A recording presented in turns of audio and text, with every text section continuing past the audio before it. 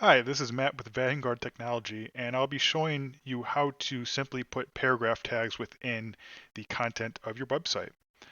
Now, I'll be showing two examples here, one with MVC and the other with web forms. Those two, I guess, acronyms would be the type of framework that your site was built in. Now, generally speaking, if you see the new UI or the user interface, that means you're probably most likely using MVC. If you're seeing something like this, you're most likely using web forms. It pretty much depends on when your site was built. If your site was built within the last year or two, you're most likely utilizing MVC. If it's older than that, you're most likely using web forms. But either way, I'll show you how to simply add paragraph tags. So right now we're looking at the web forms version, and I have some lorem ipsum here to kind of give an example of the paragraphs. Now you may or may not be familiar with HTML, but if I click on this HTML tab right here, you can actually see the HTML of this text, and you'll notice that each body of text is wrapped with a nice paragraph, allowing for even spacing between the bodies of content.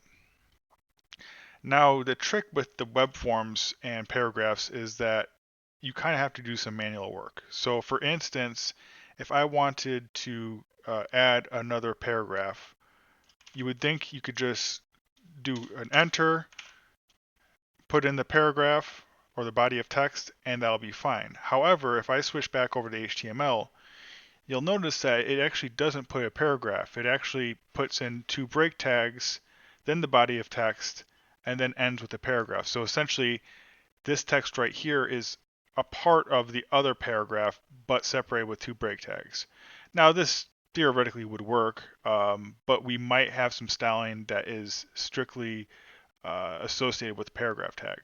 So in order to get this to be a proper paragraph, you would select the text, hit normal, and then hit normal again. That basically inserts a paragraph. Now you'll notice that there's extra space.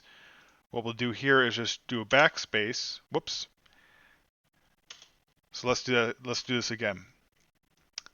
Highlight normal, and then now we have a bunch of space. Let's just get rid of those spaces right here, and then now you should see the text being in its own paragraph tag. PP and then paragraph. Great. Now you kind of saw how finicky that was. That is the web forms version, uh, and honestly, it can be a little bit hit or miss. However, if we go to the MVC version, and this is the most updated version, this is much more simpler. If I wanted to create a paragraph, all I need to do is hit enter once, put some paragraph text right here, and if I go to HTML, you'll notice that it automatically puts a paragraph in here. I don't have to select the text and highlight it and put it to the normal, which is basically the paragraph. This you can actually just hit enter once, and it will automatically put the p tag in for you, which is infinitely more easier, more I guess intuitive. So that's how you would do this in MVC. Same thing for images. So for example, if I wanted to add an image, I hit enter, do the image selector, and I selected an image, insert it. This already has a paragraph wrapped around this. Now, this is very important because sometimes, especially with responsive design or even desktop design, you want to make sure that you have spacing above and below the image so that the information is nicely separated and more importantly, consistently separated.